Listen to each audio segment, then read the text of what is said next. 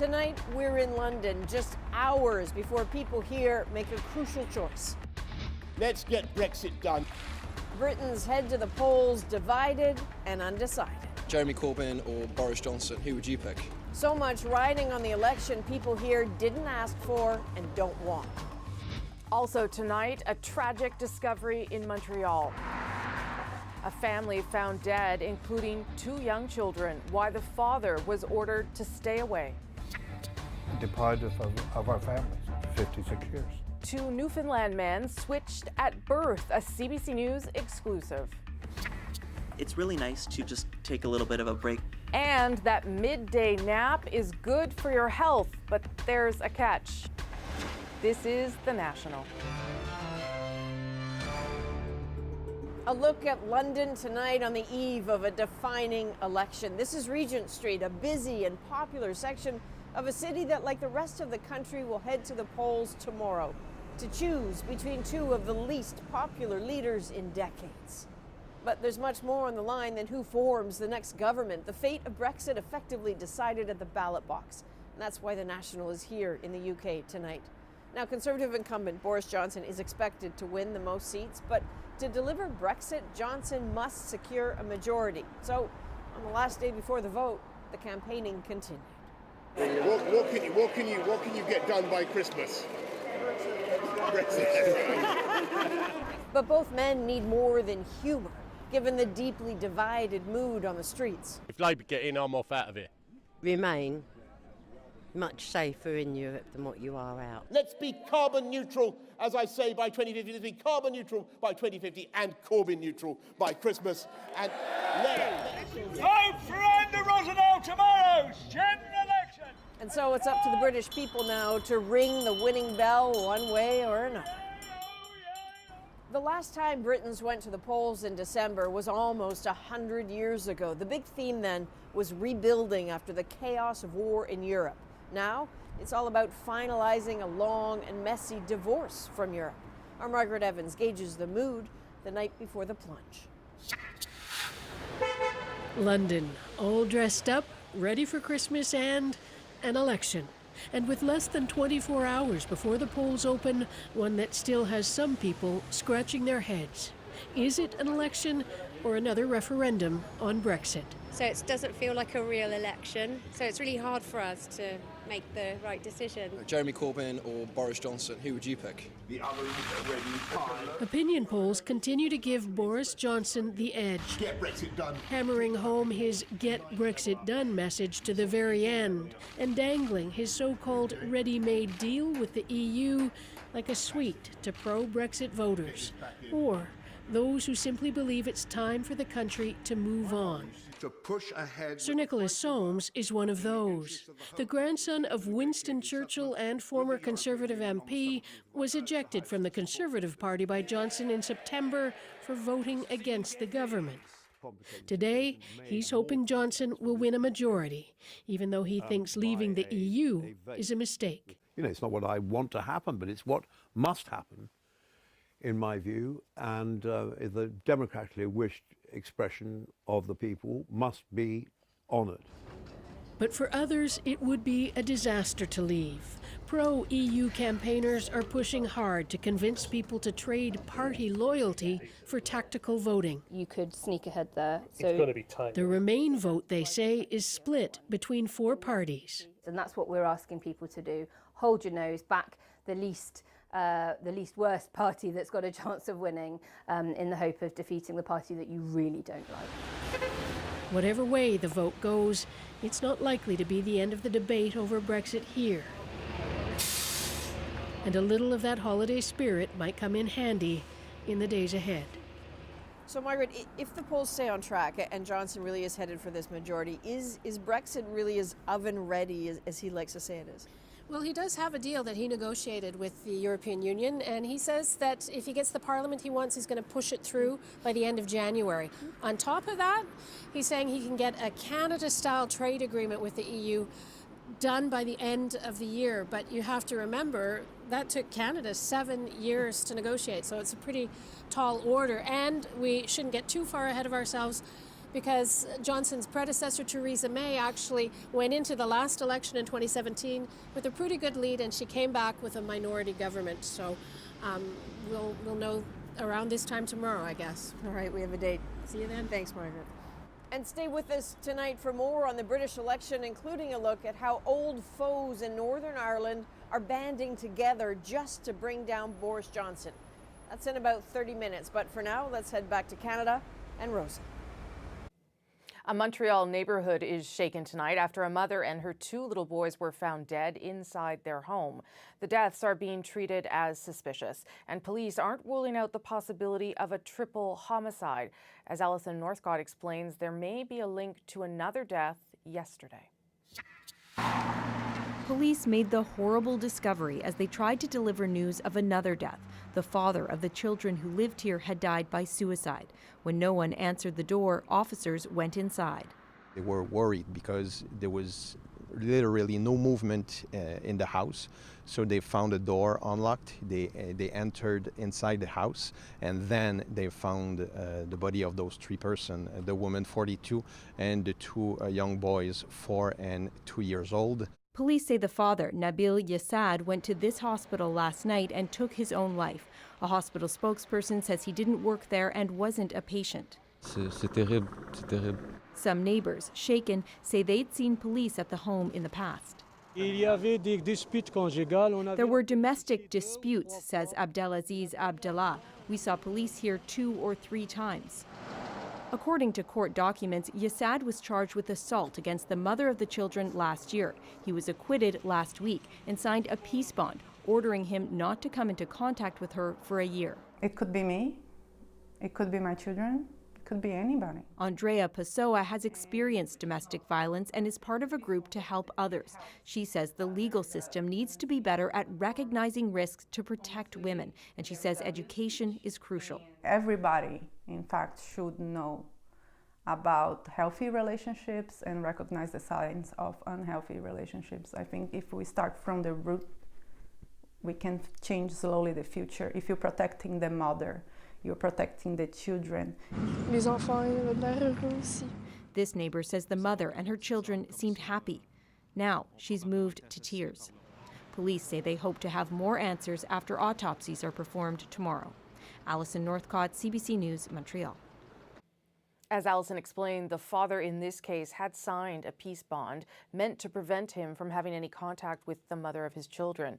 Peace bonds are used when it seems likely someone will commit a criminal offense, but there are no reasonable grounds to believe they've already done so. Conditions of a peace bond can include not contacting a certain person, including a child, not using drugs and alcohol, and not owning weapons. Breaching one of those conditions can result in a prison sentence of up to 4 years.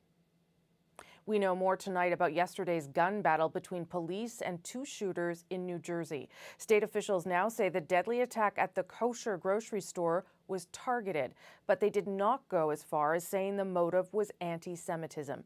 Stephen D'Souza has more from the scene. Security camera footage shows the moment a van pulls up across from the JC Kosher supermarket. 2 suspects come out, guns drawn, opening fire at the store as pedestrians flee. Today, the small Jewish community in this area was left to pick up the pieces. Good and kind people, and unfortunately, terror hit home in a very sad way. It began yesterday when a police officer was killed at a cemetery after approaching a suspicious vehicle. Minutes later, the shooters arrived at the grocery store. Rabbi Moshe Shapiro says the store's owner narrowly missed the attack. Miraculously, 2 minutes before the attack started, walked just 10 feet to the right where he walked into the synagogue, and he, thank God, survived, but unfortunately his wife and the other 2 civilians perished. The 2 others were a store employee and customer. The suspects were killed by police.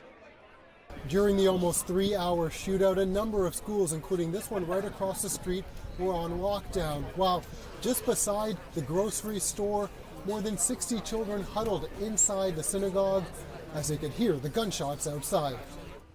Investigators found a pipe bomb at the scene, but they say it's too soon to call it an anti-Semitic attack. Again, the why and the ideologies and the motivations, That's what we're investigating, and we want to be thorough and we want to be accurate before we come back with more information.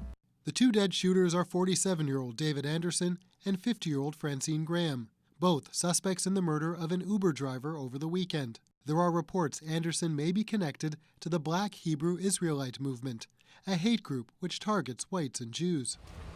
Meanwhile, in the absence of a clear motivation, fear has set in here. Because you don't know what's real and not real. New Jersey's governor came to the site today to pray and offer support. But what people are looking for most are answers. Stephen D'Souza, CBC News, Jersey City, New Jersey. And an apparent act of racism is under scrutiny at Transport Canada. This one involving an email about travelers wearing turbans. It was shared in a department that manages Canada's no-fly list. As Ashley Burke reports in this CBC News exclusive, one former worker said she tried to blow the whistle but claims it was covered up for a decade. It's depressing, and in the end, I couldn't stay. Normally, sending an offensive email could cost you your job. But this former Transport Canada worker says it was receiving one and complaining that sank her career. Your life is made a living hell in that context. You will be labeled as the difficult one. You will be labeled as the loudmouth.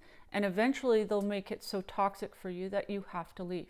This is the email sent in 2008. Renee Suterick says Superintendent Mark Haynes sent it to her and other colleagues, including managers. It read, they should play this non-stop at all airports, and included this spoof of a Frank Sinatra song that she calls racist.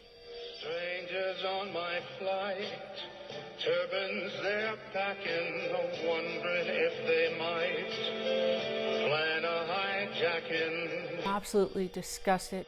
The fact that he thinks it should be played in all airports is pretty indicative of his state of mind and the hate he harbors in his heart. Their department makes sure airlines comply with Canada's no-fly list. For years, Suterick said she raised concerns to senior management, but claims no action was taken. Her lawyer says that signals a larger cultural problem.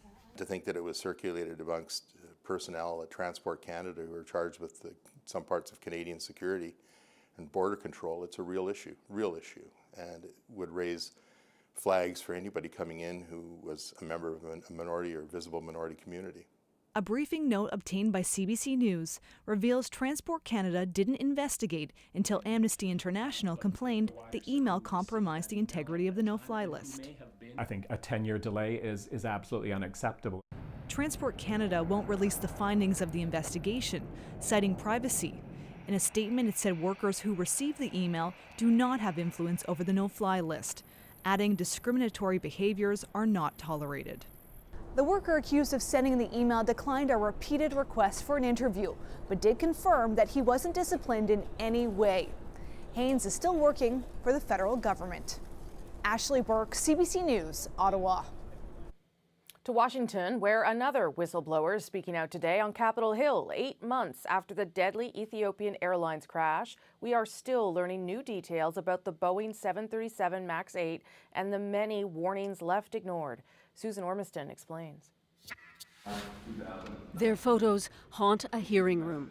The lost, their families reminding U.S. legislators that 2 Boeing crashes were not random accidents, they were preventable. I'm not going to sign off on this airplane until I fly it myself. Sure, now, but why didn't the FAA ground the airline sooner? After Lion Air crashed, when its own internal review predicted the MAX could crash 15 times over its lifetime with no software changes. A stunning revelation, but the plane kept flying until the second crash. Can either one of you admit to yourselves that the FAA made a mistake? I would say that this is something that we need to look at very closely. And was a mistake made?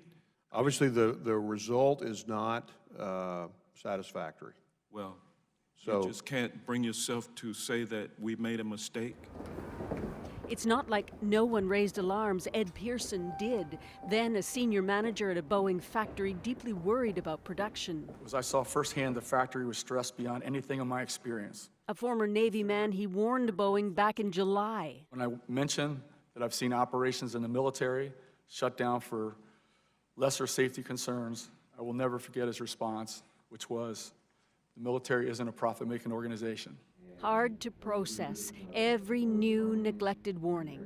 It's sad to hear over and over again what could have been done to prevent this. I'm zigzagging and between, healing and despair. For Chris Moore, the first Christmas without his daughter. We would always open presents on Christmas, and Daniel's present was always the nicest because she put a lot of thought into the presents. Susan Ormiston, CBC News, Washington. Details are slowly emerging from yesterday's plane crash on Gabriola Island near Nanaimo, BC. Friends of the pilot have confirmed his identity to CBC. Alex Balslin, was flying his own twin-engine aircraft. He was an experienced pilot and flight instructor. A local fire official said 2 other people died, but the coroner's office has not yet confirmed that. At least 2 more people have died in hospital after Monday's volcano eruption in New Zealand, bringing the total number of victims now to 16. Recovery crews have not yet been able to get to the site itself, but as police release the names of some of those who died, loved ones are sharing details of their lives. Just coming on Christmas, we're really going to miss him.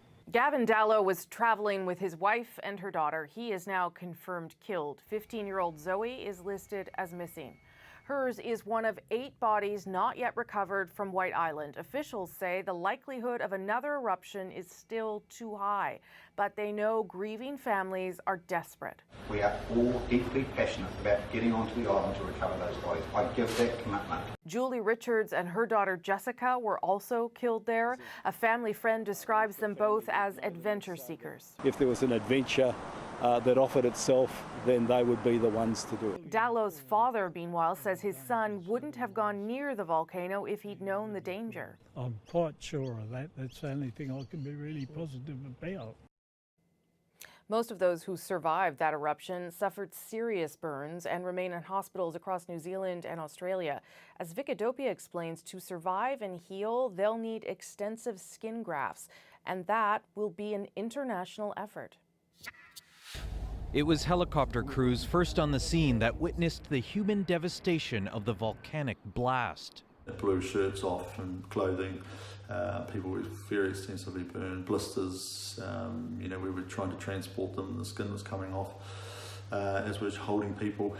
It was very horrific.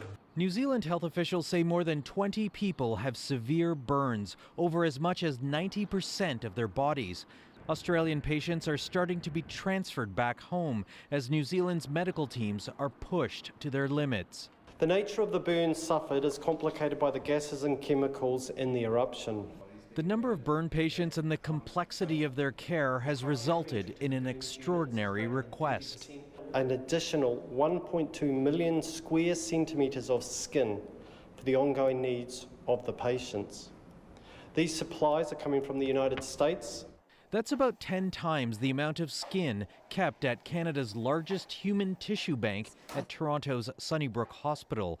Sections of skin like this, taken from deceased patients, will be used to cover burns only temporarily until unaffected skin can be surgically removed from the patient and grafted on. So keep him overnight in the merge. This burn surgeon says it's critical to cover open wounds with donor skin. Really prevents you from losing fluids, electrolytes, or have risk of infection because the wound is not covered. So this is a tool to help patients to survive, particularly when you're a big burn. Recovery for the victims of the New Zealand volcano will take several months. Harvesting skin, grafting it onto burn wounds, and regrowing skin is an ongoing cycle, which requires painstaking surgery and time. Vicadopia, CBC News, Toronto. It's the kind of mistake that's never supposed to happen. Children switched at birth, sent home with the wrong family. But it did happen to 2 men in Newfoundland, and it took them more than 50 years to discover the truth. Mark Quinn brings us this CBC exclusive. It's definitely life-changing. It's a lot of sleepless nights. I didn't want to know.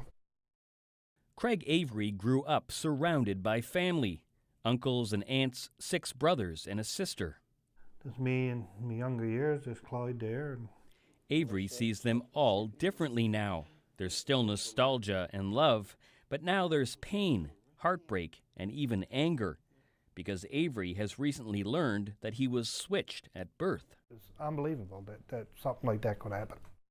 Avery was born on December 8, 1962 at the hospital in Come-by-Chance, Newfoundland, and so was Clarence Hines. Avery and Hines wound up working at the same construction site, and then Avery's wife, Tracy Avery, was also hired there too. My first day there, I saw him, and I went to Craig right away. The man Tracy Avery saw was Clarence Hines, and Avery was blown away by how much Hines looks like her husband's brother. I've been told that before, that I look like the Averys back since '93, but he just brushed it off. But Tracy Avery couldn't brush it off, especially when she learned Hines and Avery were born on the same day, the same year. So right away, I'm like, where were you born? And he said, Come-by-Chance. I just thought that, something is not right. Now she had more questions, and DNA testing provided the answers. Their lives were shaped by an error. They were sent home from the hospital with the wrong families. Your heart is broken all the time. Deprived of our families for 56 years. Their parents never learned about the switch. All four died before it was discovered. What hurts a lot is knowing that your parents are gone to their grave and they have no idea, right? And they never will. And we never ever got to meet our parents. It's not clear how the switch happened, but Avery and Hines are suing Eastern Health for damages. It was just, to me, utter neglect. The health authority says it empathizes with the men and their families, and it's reviewing their claims. And for now, the men are trying to focus on what they've gained. I got two big families now, and hopefully one day it'll all be one big family. Mark Quinn, CBC News, St. John's. That's an incredible story. More news still ahead on The National, including racist comments hurled at a 16-year-old hockey player. Now he's getting some high-profile backup. And a new study suggests napping for too long may not be good for your health. Ugh. So what's the sweet spot? We'll find out in 2 minutes.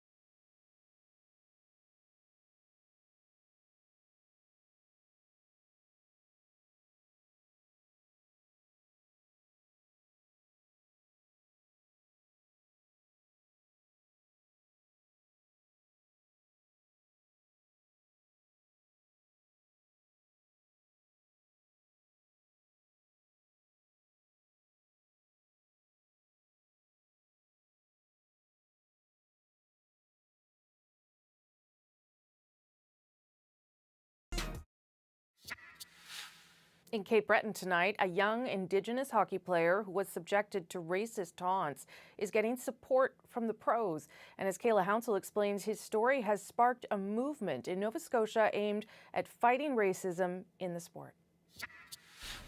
Logan Prosper was seeing red after a recent hockey game. Now it's red tape that's inspiring him to fight racism. Rolls of it are flying off shelves across Nova Scotia. A red tie, red ribbon, or red tape on your stick is going to signify that there is awareness of racism in hockey. 16-year-old Logan says a player from the opposing team taunted him on the ice during a game last weekend. He told me, he's like, you look like a turd. You look like a turd. All natives look like turds. You shouldn't play hockey. He says similar taunts continued from the other team's parents in the stands. Words can't explain. So, I was so hurt. I had tears coming down my eyes because I knew he was hurt. And to hear the comments on the stands was even worse. Logan considered quitting, but has since been encouraged by an outpouring of support. Alou gets his first NHL goal! Logan says it was former NHL player Akeem Alou who inspired him to tell his story. Alou spoke out about racism from former Calgary Flames coach Bill Peters. Alou has now reached out to Logan. Former NHLer Cody McCormick also got in touch. I just wanted to reach out, let you know that you're not the only First Nations player that's had to deal with something like that.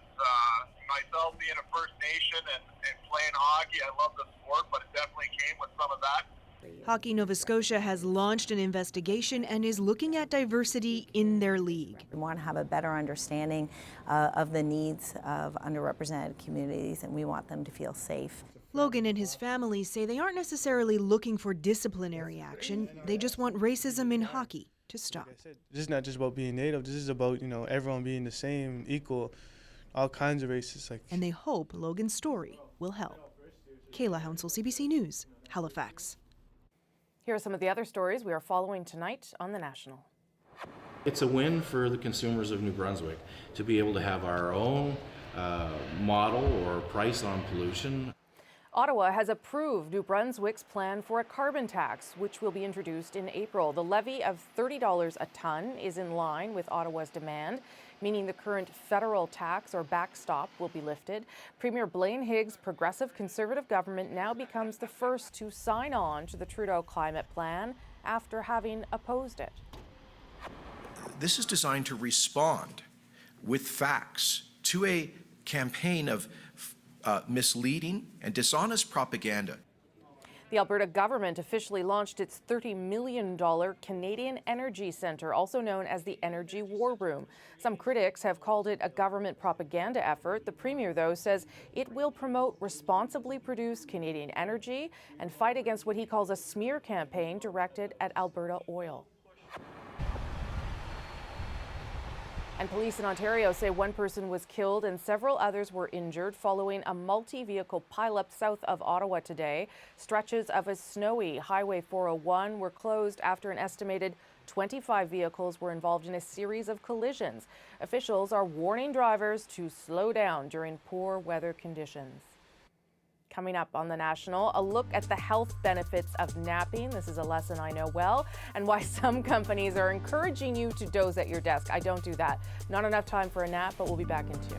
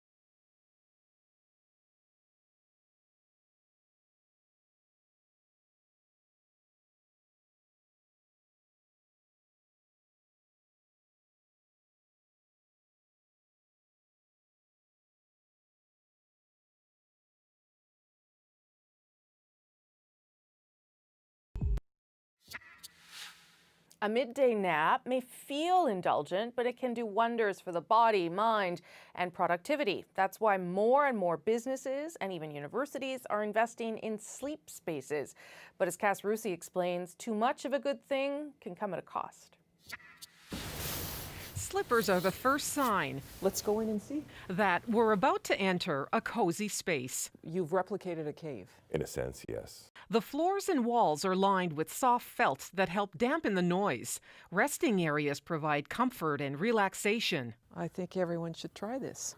This art installation at the University of Toronto is all about the nap.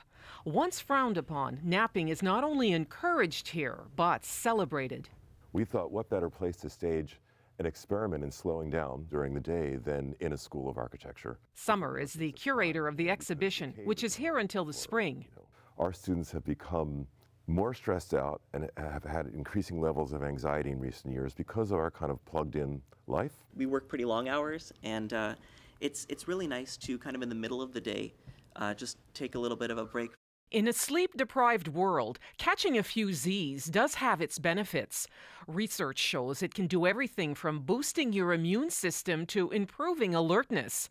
The latest study involving Swiss adults aged 35 to 75 also found that a daytime nap taken once or twice a week could lower the risk of heart attacks or strokes. Sleep is by the brain, for the brain, and for the body. In a 24-hour work cycle where employees are often expected to work long hours, many companies have created nap-friendly spaces. Companies would realize that an attentive, alert worker is going to do a better job. This is our premium bed. Mezabeen Rahman used to work in a job that came with long hours. She and her colleagues were often exhausted. And I would be like, oh my God, I wish there was something where I could go and sleep even for 10 minutes or 15 minutes. So she created a nap studio in Toronto where $10 gets you 40 winks. Right now, it's all the white-collar employees. They're the one who needs the nap in between because they're probably working on computers or like doing paperwork, so their eyes, they need to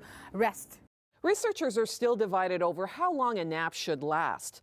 A new study released today warned that people napping for more than 90 minutes were 25% more likely to have a stroke.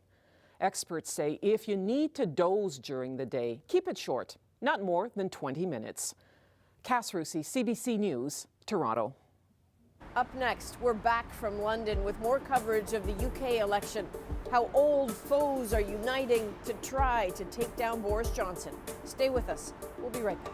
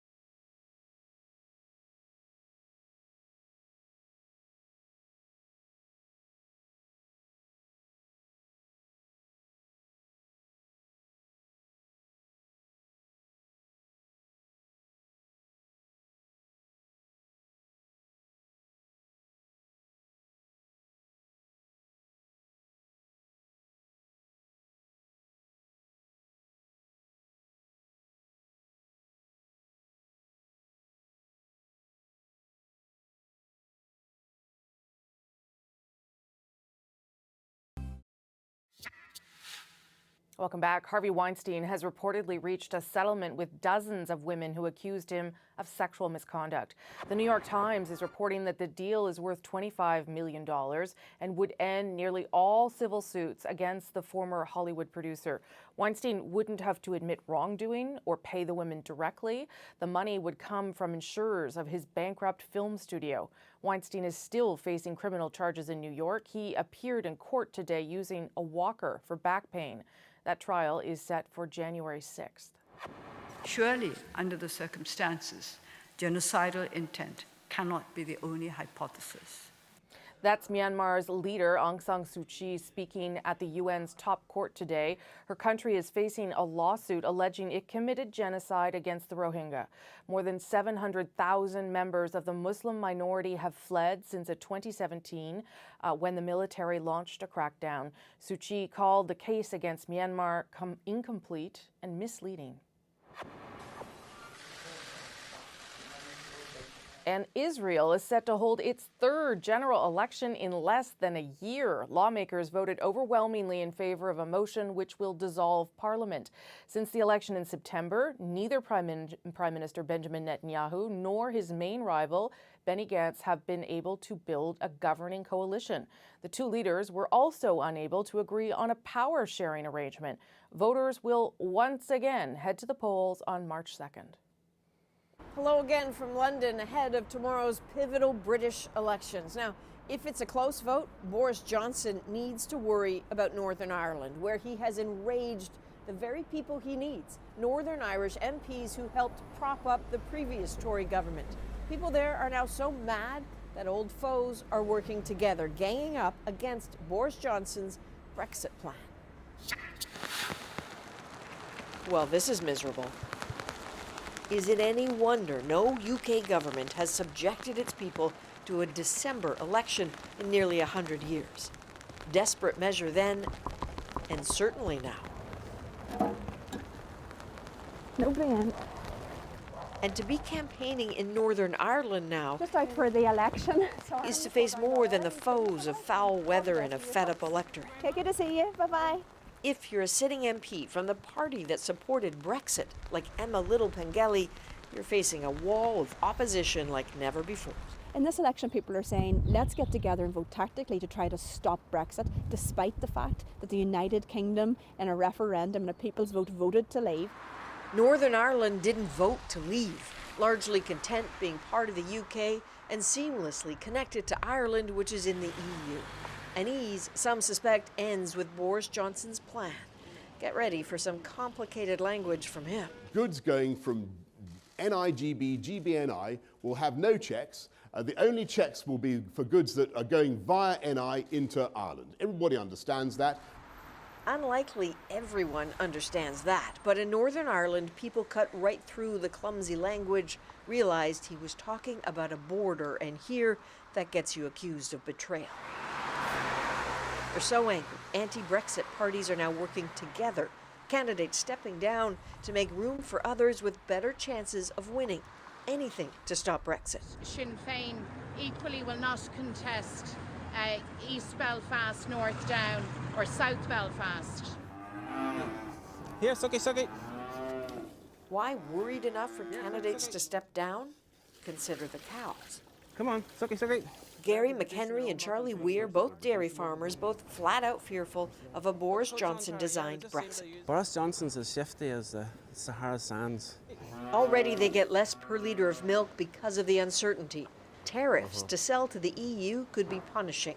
And what if they can't find other markets? Charlie says some talk of killing the cows. I know people think that we're exaggerating or making no, but it's not. That's a reality that could happen. You'd have to shoot your cows? Well, if you can't sell your product, if you get no return for your produce. He voted to leave the EU in the referendum. Last election, he was so supportive of the DUP, which backed Brexit, he was in their ads. My name is Charlie Weir, and on the 8th of June, I'll be voting for the DUP. That was before the prospect of a border was raised. He's changed his mind and vote. Not easy. Not many men will stand up in front of the media and say, I got it wrong. And for me, Charlie, not just a big man in size, but as a man amongst men for standing up to do that. Disagreeing politically was a deadly affair not that long ago. Those cages outside a Belfast bar, a reminder of the era when they had to keep attackers out. Inside, anti-Brexit activists too young to remember the Troubles, but worried Boris Johnson's plan could foment frustrations. They are all in on the idea of these strategic alliances to stop Brexit. There's parties that you would never see working together are actually coming together to stop that deal, which is just, it's so bizarre to say. I actually couldn't believe when it happened. The enemy of my enemy is my friend. Yeah. Old rivals now rethinking new relationships. Once again, Brexit is breaking all the rules. Boris Johnson clearly has his supporters as well. People who, like him, are convinced Brexit is key to restoring lost glory. Margaret Evans went to a community with fond memories of Britain's former industrial might, where the locals cannot wait to bid the EU goodbye.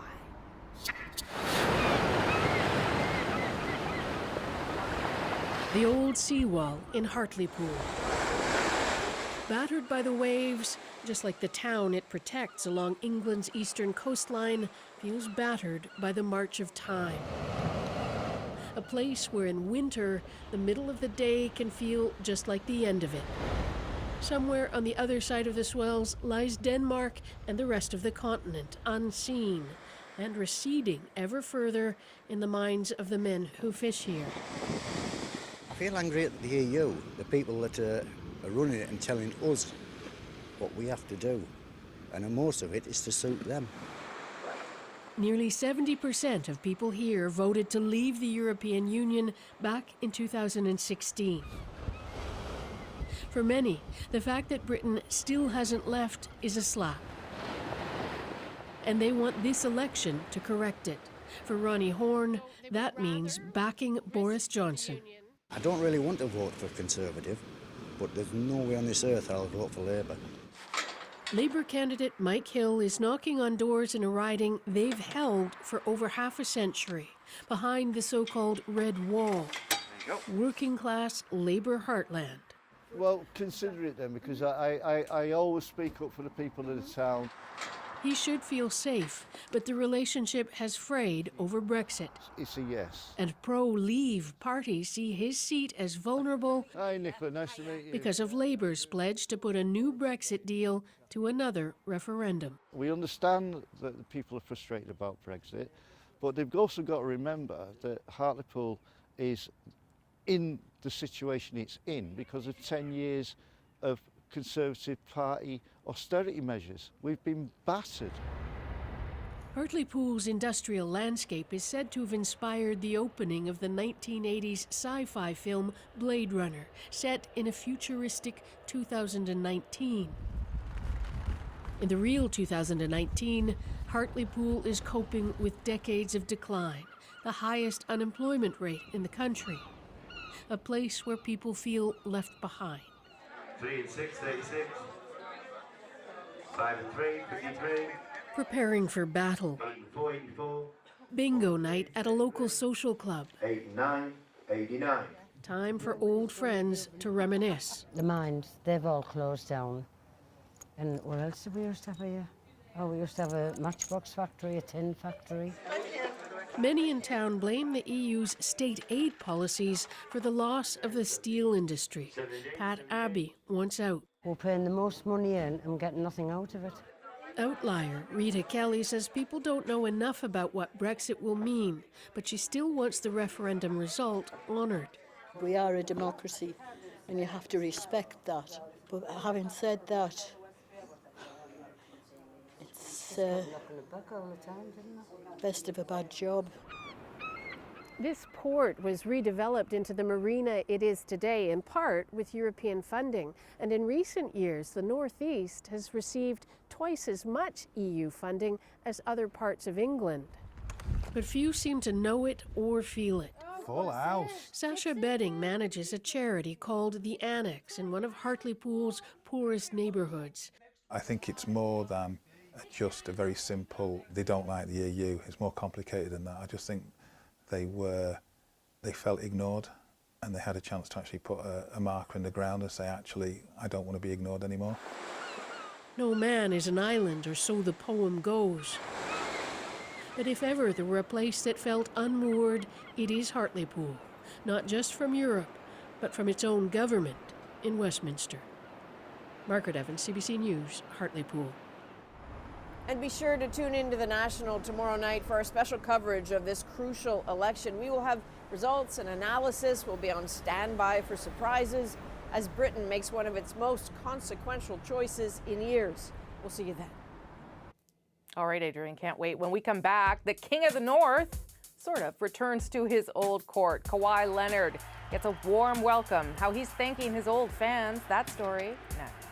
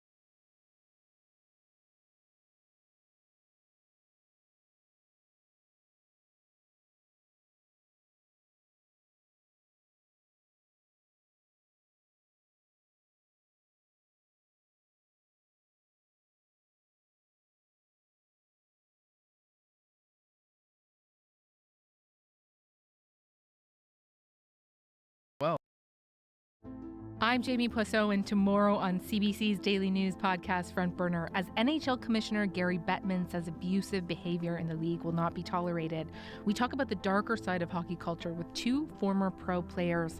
Subscribe wherever you get your podcasts.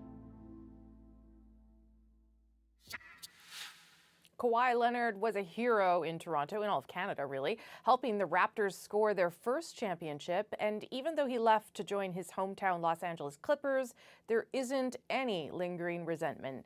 Greg Ross now on Leonard's big return. Welcome back, Kawhi! A standing ovation from the capacity crowd congratulations from his former teammates, and then Kawhi Leonard received his championship ring from Kyle Lowry. Congratulations, Kawhi! The North thanks you! Here's Kawhi. A warm reception for the man who led the Raptors to their first championship in franchise history, and then left for his hometown of Los Angeles. Kawhi, that good. But he said he'll never forget how special fans are in Toronto. Oh yeah, I mean, they were amazing last year. You know, they rode with us through the ups and downs. To show his appreciation, Leonard putting up this massive billboard in downtown Toronto, thanking the city. You guys literally just walked out of the office with no jackets so you could see that. Yeah, exactly. Yep, that's exactly right. Well, you tell me, why is that so important? Well, he came, gave us everything that we've always wanted, which is a championship, and he delivered, and he went home. Those fans love him for moments like this. For the win! And of course, this. Canada, the NBA title is yours! Memories, Leonard says, came flooding back for him today. It's my first time back in the city since the parade. Obviously, those flashbacks come back driving over to the arena. It's those moments that have made his name synonymous with the long-term legacy of the franchise and the country. Kawhi didn't start the basketball boom in Canada. That's been building for decades. But he really has amplified it and taken it to a different level. This was Leonard's one and only game in Toronto in the regular season. The only way he could possibly return would be if the Raptors were to face the Clippers in the NBA Finals. Greg Ross, CBC News, Toronto. Just ahead, hard work pays off for one family, getting a new home just in time for the holidays. The moment they got their keys is our moment tonight. That's next.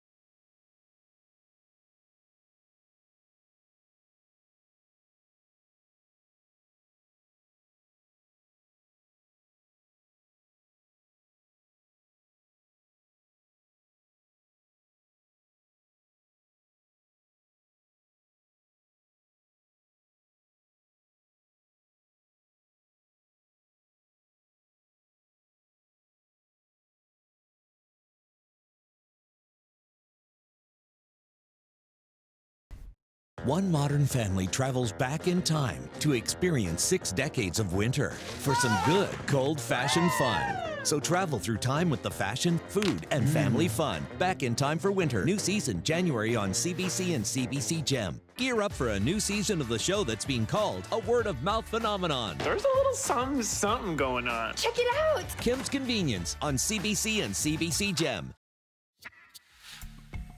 12 families were given keys to new homes in Toronto today by Habitat for Humanity. But for one family, it was more than a roof over their heads. It was really inspiration for the future. For one young man, volunteering on the project gave him a purpose in life and a new career path. This family's momentous day is our moment of the day. We're actually receiving our keys today, so we're very excited. I don't even know how I feel right now. He had to do community hours for school, and so I thought, okay, we can kill 2 birds with 1 stone. We can get hours for our down payment, and also he can get his hours for school. He knew that he wanted something that would keep him busy and keep him moving, and this was the first time I actually seen him be like, yeah, I want to do that. For the first time in his high school career, my son has a direction and purpose. Thank you to everyone that inspired and created that spark. That's yours. You like it, eh? Good night. Good night. Very happy I'm home. So Habitat for Humanity, in order to get the house, you have to contribute to building the house. And Zavon there, the young man you saw there, did it towards his volunteer credits for high school, but he's also fell in love with it and is now working towards an apprenticeship. So gets a home, gets him on the path for a career. That's a pretty good ending. And that is The National for Wednesday, December 11th. Thanks for watching. Good night.